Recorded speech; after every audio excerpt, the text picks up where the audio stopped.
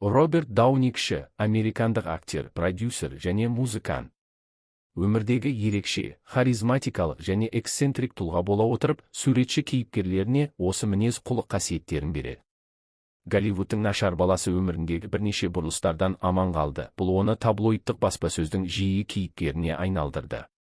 50 жасқа толған тұста актердің фильмографиясы 50-ден астам рөлді жинақтап үлгерді. Ол қарқынын бәсеңдетпейтін сияқты. Бірақ атаққа жету жолында ол көптеген кедергілерді, соның ішінде нашақорлық пен депрессияны жеңуге мәжбүр болды. Балалық және жастық шақ. Кіші Роберт Дауни 1965 жылы 4 сәуірде режиссер, актер және продюсер Роберт Дауниде дүниеге келген. Актер әлеміндегі болашақ атақтының анасы, актриса Элси Форд, Дауни тегі ирланд және орыс еврей, ал анасы шотланд және неміс текті. Андерграунд кино жұлдызының ұлының балалық шағы қайшылықты сәттерге толы болды. Бала әлемді ерте көрді. Шулы Нью-Йоркте дүниеге келген ол ата-анасымен Еуропаның жартысын аралап, Англияда бірінші сыныпқа барды. Екінші жағынан кіші Роберт Дауни өзінің бүкіл балалық шағы, оның айтуынша, нашақорлар мен маскүнемдердің арасында өтті. Әкесі есірткіге тәуелді болғандықтан, ұлына 6 жасында, басқа дерек көздер бойынша, алғаш рет сынауға берген. 5 жасында Роберт алғаш рет әкесінің Хорал фильмінде басты рөлді сомдап, экранда жарқырайды. Артхаус фильмінің сюжеті баспанадағы 18 иттің трагедиясы төңірегінде құрылған және 4 аяқты жануарлардың барлығын адам актерлері сомдаған. Солардың ішінде күшікке айналған бүгінгі кейіпкеріміз де болды. 1972 жылы бала әкесінің Гризер сарайы деп аталатын кислота вестерінде ойнады. Акция кезінде оның кейіпкері кішкентай баланың құдайды ойнайтын басқа кейіпкер тамағын кесіп тастады.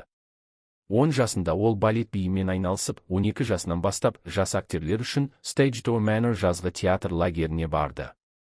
Ол 13 жасында ата-анасы ажырасып кетті. Алдымен ол Нью-Йоркте анасымен бірге болды, бірақ көп ұзамай шешімін өзгертіп, Калифорниядағы әкесіне оралды. 16 жасында бала мектептен шығарылды және сабақтарына зиян тигізу үшін толығымен актерлік мансабына назар аударды. Ол Нью-Йоркке оралды және бірнеше Бродвей қойылымдарына, соның ішінде American Passion-дағы рөлге түсті. Бірінші рөлдер. 1984 жас актер тұңғыш драмасында пайда болды, содан кейін бірқатар жастар комедияларында ойнады. Бір түрлі ғылым, мектепке оралу, қабырғаға, сондай-ақ әкесінің Жаңа Америка фильмінде. 1985-1986 жылдар аралығында апта сайынғы сенбі ойын-сауық бағдарламасының тұрақты қатысушысы болды. РКС арнасында түнгі тікелей эфир. Роберттің үлкен экрандағы алғашқы басты рөлі 1987 жылы келді. Ол жолданушы маманы комедиясындағы сүйкімді ханымдар Джек Иерихо болды. Ол өзінің бақытсыздығынан құмар ойынға тәуелді қызға ғашық болды. Молли Рингвальд. Есірткіге тәуелділік. Жалпы жұртшылық білді. Сол 1987 жылы Less Than Zero криминалдық драмасының премьерасынан кейін кіші Дауни, ол Джулиан есімді жас жігіт ретінде реинкарнацияланды. Ол кокаинмен айналыса бастады, дұрыс емес адамдармен араласып, үлкен қиындықтарға тап болды. Кейін белгілі болғандай, бұл кезеңде актердің өмірі Джулианның мінез құлқынан айтарлықтай ерекшеленбеген. Дауни ауыр есірткіге жаңа ғана ауысқан. Less Than Zeroға дейін мен есірткі қолдандым, бірақ демалыс күндері және жұмыстан кейін ғана. Кейде түсірілімде асығыстық болған болуы мүмкін, бірақ менің каскадерімде солай болды. Бірақ бұл картинада жұмыс істеп жатқанда бәрі өзгерді. Мен әуесқой ойнадым, ал рөл мен үшін Диккенстің романынан келген Рождество елесі сияқты болды. Мен бұрынғыдай болдым. Джулианды асыра сілтеп жіберді деп есіне алды актер кейінірек. Оңалту оның қалпына келуіне көмектесті, бірақ Роберттің есірткі мен алкогольді асыра пайдаланумен күресі ұзақ уақыт бойы жалғасты. Дегенмен оның мансабы өскеніне қарамастан, алға жылжуды жалғастырды. Қауесет тарату. 1990 жылы ол Air America'да Мел Гибсонмен бірге жұмыс істеді, және жас өспірімдерге арналған 2 комедиядан кейін, Тым көп күн және Сабын, ақыры кино әлемінде өз ізін қалдырды. 1992 жылы Ричард Аттенбороның фильмі жарыққа шықты. Чаплин. 27 жастағы Дауни Чарли Чаплин рөліне бекітілді. Оның қабілеттеріне күмәнданбады, бірақ оның отты темпераменті оны Голливудта даулы беделге қалдырды. Ол жиі түсірілімді бұзатын, және әріптестеріне агрессивті әрекет ете алатын. Дегенмен Чаплинде ол бәрін берді, ол өзінің күлкілі талантын да көрсетті. Драмалық шеберлік 19 жастағы және 83 жастағы комедияда бірдей сенімді көрінді. 1993 жылы оның Чарли Чаплин рөліндегі рөлі кіші Роберт Дауниге үздік ер адам рөлі номинациясына Оскар сыйлығына ие болды. Бірақ сол жылы оның өте күшті бәсекелестері болды. Клинт Иствуд, Дензел Вашингтон және Аль Пачино ақырында мүсіншені алу үшін сахнаға шықты. Оған әйел иісі фильміндегі соқыр полковник үшін лайықты түрде марапатталды. Заңдағы мәселелер. 90 жылдардың ортасына қарай актердің есірткіге деген құмарлығы бөлмедегі пілдей пропорцияға жетті. Оны байқамау немесе елемеу мүмкін емес еді. 1996 жылы маусымда ол басқа фильмді түсіру кезінде студиядан шығарылды. Содан кейін жол полициясы оның көлігінен табылды. Кокаин, героин және магнум. Актердің өзі Пошки көлігінде жалаңаш отырды. Бір айдан кейін ол көршісінің үйіне басып кірді. Ол 1 жылға бас бостандығынан айырылды. Содан кейін актер мәжбүрлі емдеуден өтті, бірақ бұл көп көмектеспеді. Ол негізгі ньюсмейкер болып қалды. Габлоидтар әрбір жаңа ерсі әрекеттерді ұнататын. 2000 жылдың қарашасында ол полиция қызметкерлерін қонақ үй бөлмесіне апарған анонимді ақпараттан кейін ол қайтадан қамауға алынды. Онда олар үйінділер кокаин мен Wonder Woman костюмін тапты. Сот процесі 2001 жылдың наурыз айына дейін созылып, сәуірде ол белгісіз қоздырғыш қолданғаны үшін қамауға алынды. Судья шетелдік жұлдызға 2002 жылдың желтоқсанында біткен сынақ мерзімін беру туралы шешім қабылдады. 2003 жылы бұрынғы әйелі продюсер Сьюзан Пивинді кездестірмегенде, ол тәуелділікті толығымен жеңе алар ма еді, жоқ па, белгісіз. Ол үшін ол күш салып, өзгерді, жаман әдеттерін толығымен тастап, тазалық сақтауға көмектесетін Винг Чун Кунг Фу жекпе-жек өнерімен айналысты. Актердің жеке өмірі туралы толығырақ төменде оқыңыз. Жаңа ғасыр. Есірткі дауының беделді салдарынан айығып, Дауни әрекетін жалғастырды. 2000 жылы ол әнші детективте баяу есінен танып қалған мүгедек жазушыны сомдады. Вундеркинд фильмінде өте есте қаларлық рөлді ойнады. Холли Берри детективтік триллер готикада көрермендерді таң қалдырды және кез-кез бәң-бәң экшнге толы комедиясында Вэл Килмермен тамаша тандем құрады. Жақсы досы Мел Гибсонның көмегінсіз оның шыңға қайта шығуы екіталай. Сүрініп қалған жолдасын жақтап, әнші детектив фильмінде рөлге ие болған ол. Бүгінде олар шынайы достар болып қала береді. Филипп Диктің аттас романы бойынша қараңғы сканер анимациялық фильмін түсіру ерекше тәжірибе болды. Бұл дистопиялық жақын болашақтағы оқиғаның басты кейіпкері. Киану Ривз ойнаған есірткіге тәуелді жасырын полицей. Дауни оның ең жақын достарының бірін сомдайды. 2007 жылы кіші Дауни нақты оқиғаларға негізделген Зодиак фильмінде басты рөлдердің бірін, журналист Пол Эйвери сомдады. Сюжет Зодиак лақап аты бар сериялық өлтірушінің тұлғасы төңірегінде құрылған. Актердің сыртқы ұқсастығына байланысты оны Кариб теңізінің қарақшылары фильмінің 5 бөліміндегі Джонни Депп кейіпкерінің ағасының рөліне қолдануды жоспарлағаны туралы қауесет тараған. Джек Торғайдың рөлін сомдаған актер отбасында қиындықтар туындап, студиямен келіспеушіліктер туындаған кезде продюсерлер отбасылық оқиғаны әзірлеуден бас тартты. Даунидің дубльдеріне оның испандық әріптесі енді сен мені көресің триллерінен көрермендерге таныс Хосе Гарсия да кіреді. Сақал мұрты бар, шашы қысқа болған актерді Хавьер Бардем немесе Джеффри Дин Морган деп оңай қателесуге болады.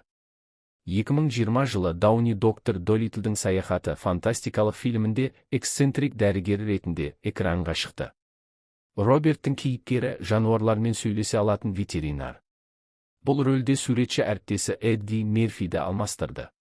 Басты кейіпкердің сөйлейтін 4 аяқты достарын Рами Малек, Горилла Чи-Чи, Эмма Томпсон, Полинезия папугаясы Том Холланд, Ит Джип және Селена Гомес, жираф Бетси айтқан.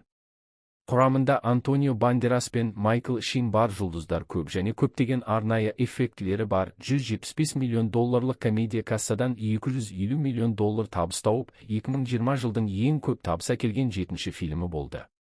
Шерлок Холмс. 2009 жылы Роберт Гай Ричидің фильмінде Шерлок Холмсты ойнады.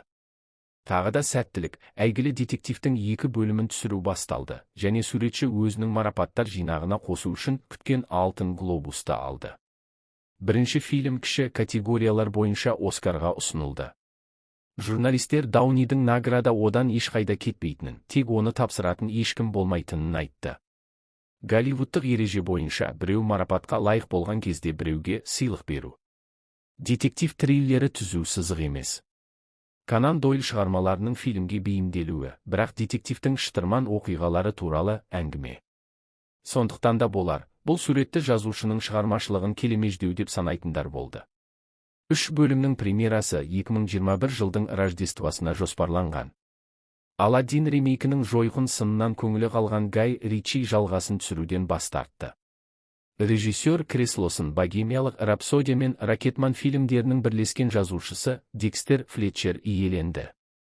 Бұл жаңалық жаңа режиссер бұрынғы фильмдердің рухын өлтіреді деп қорқатын жанкүйерлерді қатты ренжітті.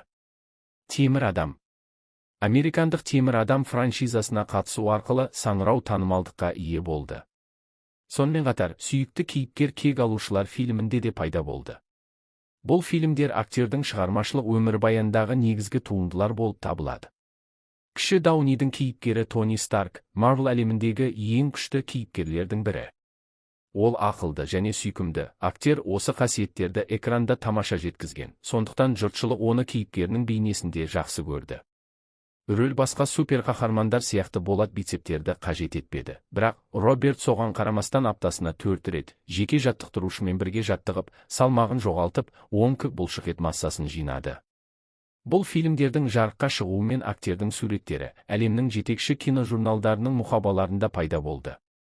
Танымал көз роликтері. Сондай-ақ американдық интернеттегі сенің жүзің қашан деп аталатын мемнің кейіпкеріне айналды. Интернет қолданушылары Даунидің қолдарын Христосқа ұқсас позада жайып тұрған суреті бар мыңдаған коллаждар жасады. Біреу нейрондық желіні пайдаланып, Робертті болашаққа оралу фильміндегі Док рөліне лайықты деп шешті. Супер қаһармандық фильмдерге қатысу кезінде суретші Крис Эванс, Скарлетт Йоханссон, Том Холланд, Винсент Пелтроу, Микки Рурк және басқалар сияқты басқа Голливуд жұлдыздарымен бір түсірілімде жұмыс істеуге мүмкіндік алды. 2019 жылы Роберттің қатысуымен кек алушылар ойынның соңы франшизасының келесі бөлігі шықты. Алғашқы демалыс күні жобаны жасаушыларға 1,2 миллиард доллар табыс әкелді, ал жалпы кассалық кірістер шамамен 2,8 миллиард долларға жетті. Бұл әлемдік кино тарихындағы кезекті рекорд болды.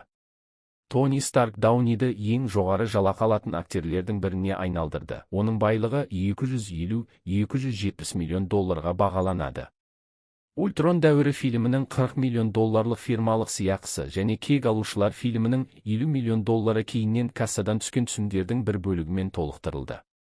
Роберттің келісімшартында 20 миллион долларды алдын ала төлеуді талап ететін тармақ бар. Marvel бірден бірнеше серияға келісім шартқа қол қояды және бастапқы сомалар 7 сандық диапазонда болуы мүмкін. Иә, бұл қымбат. Бірақ шығындар еселеп қайтарылатындықтан өндірушілер мұндай қадамға барудан тартынбайды. Дауни ғарыштық табысқа философиялық көзқараспен қарайды. Ақша төтенше жағдайларда адамдарға көп көмектесе алады. Бұл мен үшін ақшаға ие болудағы ең маңызды және құнды нәрсе. Ол ақшаны үйді жөндеу сияқты практикалық нәрселерге емес, сыйлықтарға қуана жұмсайды. Роберт еш ойланбастан журналды аукционда сатып алды. Оның мұқабасында анасы модель болып жүрген кезінде бейнеленген. 2019 жылы суретші Disney аңыздары сыйлығын алды, ал оның қол ісі Уолт Дисней студиясының мұражайын безендірді. Салтанатты шарада Роберт киностудиямен танысуы полиция бөлімшесінде аяқталғанын мойындады. Актер арамшөп шегуге шешім қабылдады. Ол үшін қамауға алынды, бірақ ақыры қатаң ескертумен құтылды. Сол жылдың күзінде басты кейіпкер Тони Старк болған OnePlus 7 ойынның тизері көрсетілді. Жеке өмір. Роберт Сара Джессика Паркерді 1984 жылы тұңғыш фильмінің түсірілім алаңында кездестірді. Америка баспасөзі екі перспективалы актердің жеке өмірін қызыға бақылап отырды. Алайда ол кезде Сара Джессика негізінен атақты суретшінің құрбысы ретінде аталды. Қарым-қатынасты жалғастыру үшін маңызды мәселе орындаушы жас кезінде тәуелді болған есірткі болды. Бойжеткен бұзақы Дауниді қайта тәрбиелеуге тырысты, бірақ актер көнгісі келмеді. Роберттің Сарамен 7 жылдық романтикасы ешқашан үйленбеген. Аяқталды. 1992 жылы олар танысқаннан кейін бір айдан кейін суретші Дебора Фалконерге үйленді. Олардың 1993 жылы туған Индио атты ұлы бар. Бірақ ерлі-зайыптылар Даунидың есірткіге тәуелділігіне байланысты ажырасып кетті. Индиода бұл мәселеге тап болды, және оны сәтті шешті. Әкесі үлкен мұрагерінің өзі сияқты музыкаға деген құштарлығы артқанын мақтан етеді. 2004 жылы актер өзінің әндері бар жеке альбом жазды және Ванда Шепардтың альбомын жасауға қатысты. Роберт екінші некесі үшін ауруын жеңіп, заңсыз заттарға тәуелділіктен арыла алды. 2005 жылы продюсер Сьюзан Левин актердің әйелі болды. Ол бұрын Санта-Барбара телехикаясын үйлестірген. Болашақ ерлі-зайыптылар готика түсірілімінде кездесті.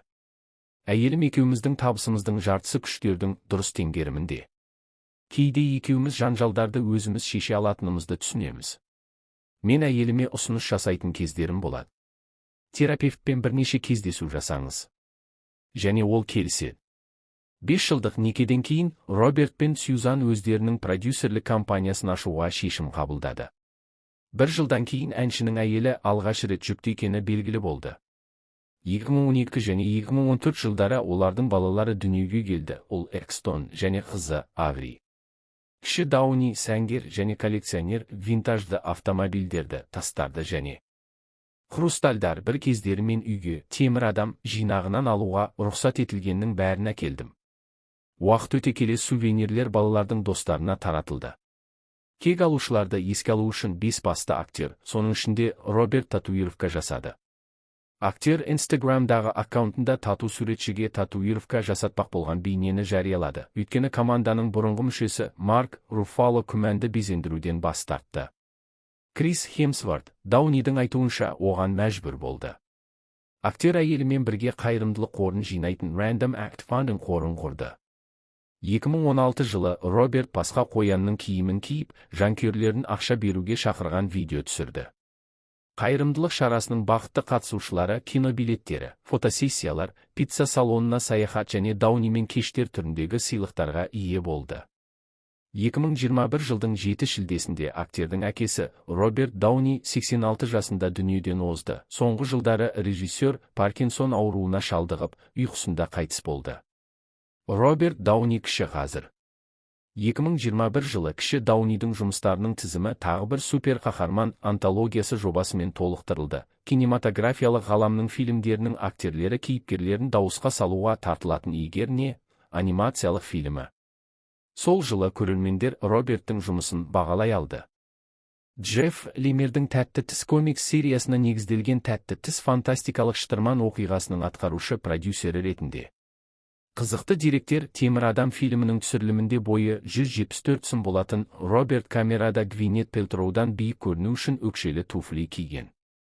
Сыбыс, актер өзінің күнделікті гардеробына арналған өкшелі аяқ киім идеясын алды. Мектепте кіші Дауни комикстерді жек көретін, тіпті сыныптасын балағаттап, журналын суреттерімен жыртып алған. Бір қызығы, бұл Темір адам туралы графикалық роман болды. Актердің қазіргі таңдағы сүйіктісі, халықаралық комикс конференциясы Комикс-кон.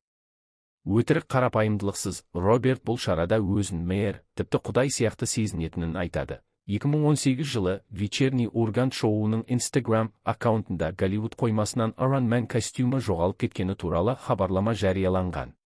Бағдарлама авторлары айырбас ретінде болашақтан келген қонақ фильміндегі робот Вертердің костюмін жіберуді ұсынды. Джефф Лемердің Тәтті тіс комикс сериясына негізделген Тәтті тіс фантастикалық шытырман оқиғасының атқарушы продюсері ретінде. Қызықты деректер Темір адам фильмінің түсірілімінде бойы 174 см болатын Роберт камерада Гвинет Пелтроудан биік көріну үшін өкшелі туфли киген.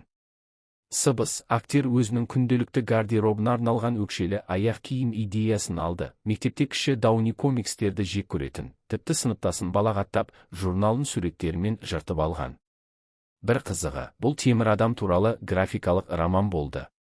Актердің қазіргі таңдағы сүйіктісі, халықаралық комикс конференциясы Комикс-кон. Өтірік қарапайымдылықсыз, Роберт бұл шарада өзін мэр, тіпті құдай сияқты сезінетінін айтады. 2018 жылы вечерний Ургант шоуының Instagram аккаунтында Голливуд қоймасынан Iron Man костюмі жоғалып кеткені туралы хабарлама жарияланған. Бағдарлама авторлары айырбас ретінде болашақтан келген қонақ фильміндегі робот Вертердің костюмін жіберуді ұсынды.